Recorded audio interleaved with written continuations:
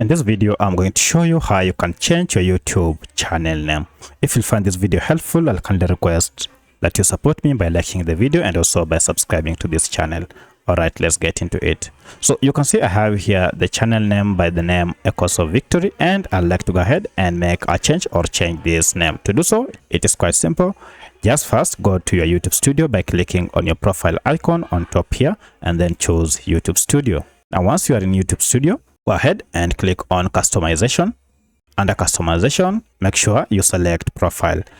From here, scroll down until you see the option name, and below it you'll see your current channel name. So if you want to change this, just go ahead and change the name as you wish. So you can either edit it by adding other characters, or you can delete as you wish. And now if you also wish to change the handle name, you can also edit it here. And now to keep the changes, go ahead and click on publish, and this will change your name instantly.